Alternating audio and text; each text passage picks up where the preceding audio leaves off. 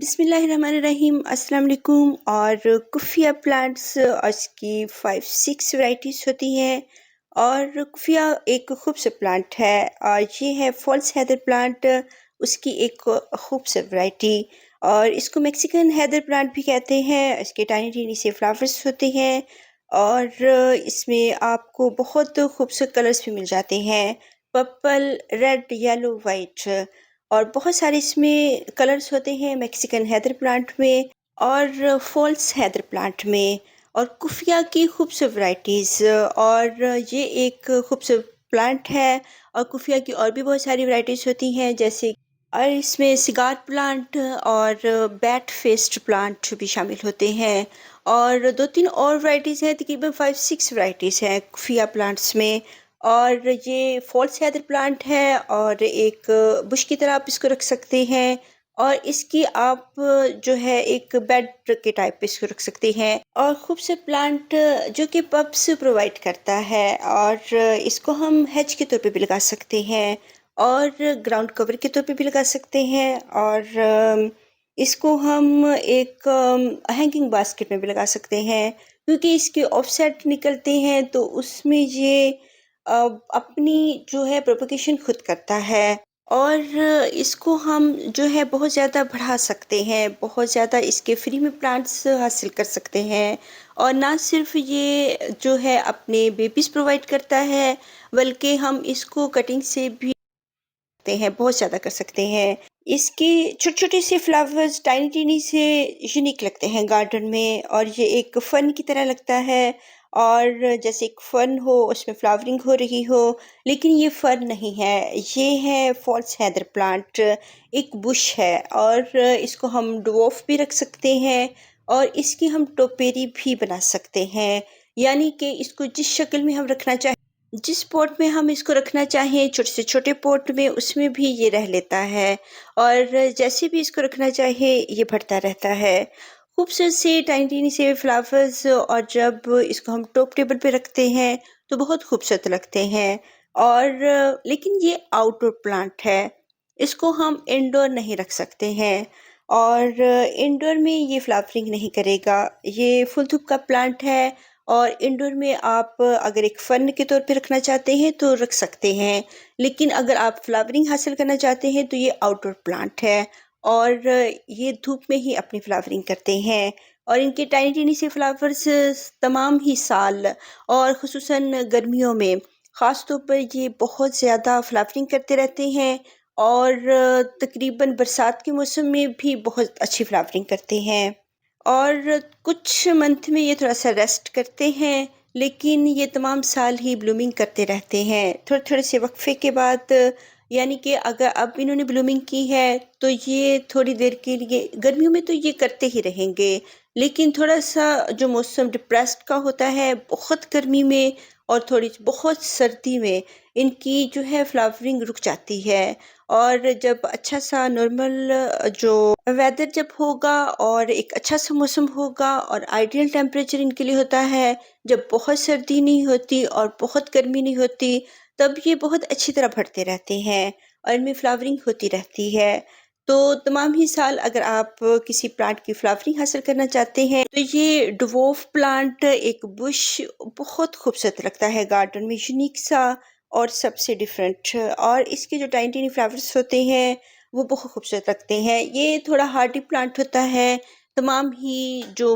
Harsh weathers ہوتے ہیں ان کو یہ برداشت کر لیتا ہے، لیکن اس کی ایک وائٹ ورائٹی ہوتی ہے اور ایک پنک ورائٹی، اور یلو ورائٹیز وہ تھوڑی سی حساس ہوتی ہیں، وہ بہت ہارش ویدرز کو لائک نہیں کرتے ہیں، تو پھر وہ ڈیڈ ہو جاتی ہیں، اور یہ میں نے جو پلانٹ ہے اس کی کٹنگ سے ہی تیار کیا ہوا ہے، اور اس کی جو کٹنگز ہوتی ہیں بہت باریک ہوتی ہیں، لیکن یہ چل جاتی ہیں، تھوڑی سی موٹی کٹنگ لیں گے، اور جو ان کی ہیبٹ ہوتی ہے، ان کے کچھ عرصے میں جو ان کی تھوڑی سی برانچز ہوتی ہیں، ہارش ویدرز میں، بہت گرمی میں یا بہت سردی میں وہ براؤن ہونا شروع ہو جاتی ہیں، پھر ہم ان کو کٹ کر دیتے ہیں، اور یہ پھر نیو گروتھ اپنی شروع کر دیتے ہیں۔ اگر ہم کہیں کہ یہ برانچز اس کی براؤن ہو گئی ہیں اور یہ پلانٹ ختم ہو گیا ہے، تو یہ ختم نہیں ہوتا ہے جب تک کہ اس کی فل جو برانچز ہیں وہ ڈرائی نہ ہو جائیں۔ لیکن اس کو ہم نے ڈرائی نہیں ہونے دینا ہے، بہت گرمی سے پھر ہم تھوڑے سے پلانٹس کے پیچھے اس کو رکھتے ہیں جہاں پہ اس کو جو پلانٹس کی لیوس ہوتے ہیں ان سے چھن کے دھوپ آتی ہو، ورنہ تو یہ فل دھوپ کا پلانٹ ہے۔ اور اس میں ٹو کٹنگس ہیں جو چل چکی ہیں، اور ایک پوٹ میں آپ 3 4 5 کٹنگس لگائیں، اور کیونکہ یہ ایک بش ہے، ایک بش کی طرح بڑھتا ہے، تو پھر اس میں سے آف سیٹس آتے ہیں جو کہ اس کو بھر دیتے ہیں، اور اس کو ہم کٹنگ سے بھی لگا سکتے ہیں، اور ایک پلانٹ بھرا بھرا سا خوبصورت لگتا ہے۔ اوپر سے ہم اس کی پنچنگ بھی کر سکتے ہیں، اور ہلکا ہلکا سا ان کو کٹ کرتے ہیں اوپر سے، تو پھر یہ ایک بش کی طرح پھٹتے ہیں۔ ویسے بھی ہم ان کو ٹوپیری کے طور پہ رکھ سکتے ہیں، اور اگر اس کی کٹنگ کرتے رہیں گے تو اس کی بہت اچھی سی شیپ بن جاتی ہے، اور ہینگنگ باسکٹ میں بھی اس کو لگا سکتے ہیں۔ اور اس میں میرے جو ہیں وہ دوسرے پلانٹس ہیں ان کی کٹنگز بھی چل رہی ہیں، خوبصورت پلانٹس ہیں، اس میں کولیس کی بھی کٹنگ چل رہی ہے، اور کروندا کی کٹنگز بھی چل رہی ہیں، ڈوارف کروندا۔ اور اس میں اگر آپ اس کی کٹنگز لگائیں گے تو میں نے چھوٹے سے چھوٹے کپس میں بھی لگائی ہوئی ہیں، کچھ چل جاتی ہیں اور کچھ ڈرائی ہو جاتی ہیں، لیکن اگر یہ ڈرائی بھی ہو جاتی ہیں تو ان کی جو ہیبٹ ہوتی ہے کہ روٹ سے یہ بیبیز پرووائڈ کرتے ہیں، تو روٹ سے ان کے خود بخود بیبیز نکل آتے ہیں، اور اوپر سے ہم جو ان کی ڈرائی ہوئی برانچز ہیں ان کو کٹ کر دیتے ہیں، ورنہ تو ان کی برانچز جو ہوتی ہیں بہت گرمی میں نہیں چلتی ہیں، لیکن اگر ہم ان کو جو ہے مونسون میں ان کی کٹنگس لگائیں گے تو یہ چلتی رہتی ہیں، اور یہ کٹنگز اس کی بہت اچھی سی چل رہی ہیں اور بگ بھی ہو چکی ہیں۔ تو ڈیفرنٹ پوٹس میں ڈیفرنٹ کٹنگس لگائیں تاکہ ان کو جو ہے ایک جگہ پسند آتی ہے تو ایک جگہ ان کو پسند نہیں آتی ہے، اور کبھی یہ ڈرائی ہو جاتی ہے کسی پوٹ میں اور کسی میں یہ اچھی طرح چلتی رہتی ہیں۔ تو ایکسپیریمنٹ کرتے رہنا چاہیے، اور ان پلانٹس کو زیادہ کرتے رہنا چاہیے، ان کی کٹنگز سے بھی اور ان کے جو بیبیز آتے ہیں۔ تو بہت ساری جو برانچز نہیں بھی چلتی ہیں تو آپ اس میں نیو برانچز لگا سکتے ہیں، کیونکہ بارشیں بھی بہت زیادہ ہوئی ہیں، تو اگر بہت زیادہ ایکسٹرا واٹرنگ ہو جائے تو پھر بھی ان کی جو کٹنگز ہوتی ہیں وہ روٹ ہو جاتی ہیں، گل جاتی ہیں، اور یہ پھر نہیں رہتی ہیں۔ تو ہمیں کوشش کرتے رہنا چاہیے۔ بہت سارے ویدرز ہوتے ہیں جو ان ایکسیپٹڈ ہوتے ہیں، اور جیسے کہ بہت بارشیں اور بہت ہارش ویدرز، بہت دھوپ، بہت سردی، تو وہ پھر پلانٹس کو خراب کر دیتی ہے، اور ان کی کٹنگز بھی نہیں پھر چلتی ہیں، اور اس طرح کے جو ویدرز ہوتے ہیں یہ پلانٹس لائک نہیں کرتے ہیں، لیکن پھر بھی کچھ پوٹس میں ان کی کٹنگز چل جاتی ہیں اور کچھ میں نہیں چلتی ہیں۔ تو جو پوٹس خالی ہو جاتے ہیں ان کو ہم نے ریفل ضرور کرنا ہے تاکہ جو پروپیگیشن ہے پلانٹس کی وہ جاری رہ سکے اور یہ رکے نہ، کیونکہ بہت سارے جو اب یہ مدر پلانٹ ہے، اور یہ مدر پلانٹ میں نے 12 اور 14 انچ کے پوٹ میں لگایا ہوا ہے، بہت بگ سائز میں، کیونکہ یہ ایک بش ہے اور گراؤنڈ کور پلانٹ ہے، تو آپ اس کو بہت بگ پوٹ میں بھی لگا سکتے ہیں، اور اس کو ہم چھوٹے سے چھوٹے پوٹ میں بھی لگا سکتے ہیں۔ تو اس کی کوشش کریں جو کٹنگز ہوں تھوڑی سی موٹی ہوں، اور ان کی جو برانچز باریک باریک سی ہوتی ہیں، تھوڑی سی اولڈ برانچ جو ہوگی وہ تھوڑی سی تھک ہوگی، اور یہ اچھی طرح چلتی رہتی ہے، اور اس میں بہت زیادہ نوڈ ایریاز ہوتے ہیں پاس پاس، اور یہ تمام ہی جو ڈوٹس بنے ہوئے ہیں تمام ہی اس کے نوڈ ایریاز ہیں، اور اسی سے اس کی کٹنگز چل جاتی ہیں، اور اس کی ہم بہت سارے پلانٹس تیار کر سکتے ہیں۔ اور ان کی جو کٹنگز ہوتی ہیں ان کو ہم جو ہے چھپا کر رکھتے ہیں، بہت یعنی کہ شیڈی ایریا میں رکھتے ہیں، تو پھر کٹنگز چلتی ہیں جب تک ان کی روٹس نہ آئیں تب تک، اور جب تک یہ تھوڑا سا بگ پلانٹ نہ ہو جائے تو پھر ہم اس کو دھوپ والے ایریا میں لے کے آتے ہیں، یہاں پہ یہ فلاورنگ کرتا ہے، لیکن جب کٹنگز لگاتے ہیں ہمیں اس کی روٹس کی ضرورت ہوتی ہے، اور روٹس بنانے کے لیے ہمیں کسی بھی دھوپ کی ضرورت نہیں ہوتی۔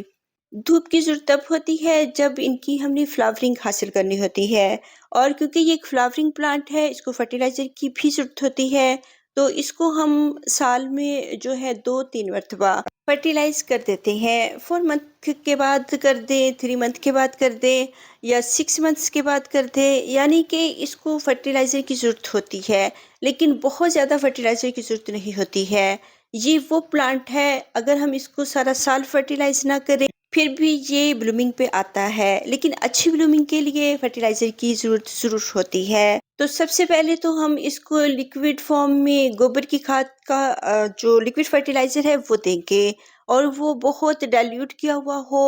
اور اس کی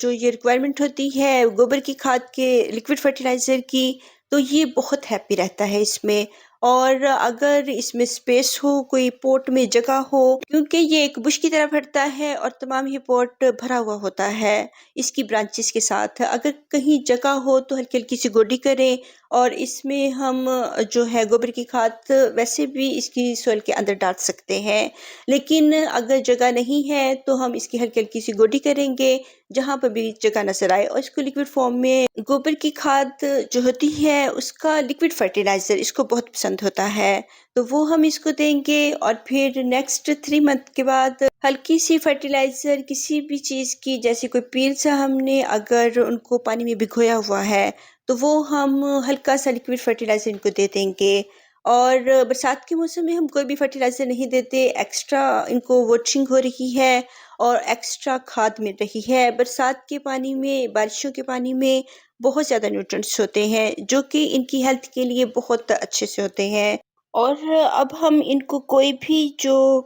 لیکوڈ فرٹیلائزر یا کوئی بھی فرٹیلائزر نہیں دیں گے، کیونکہ 2-3 ماہ یہ ایسے ہی بغیر فرٹیلائزر کے چلتے رہتے ہیں، اور ان کو بہت زیادہ فرٹیلائز کرنے کی ضرورت نہیں ہوتی ہے، ورنہ ان کے جو لیوز ہیں، اور بہت گرمیوں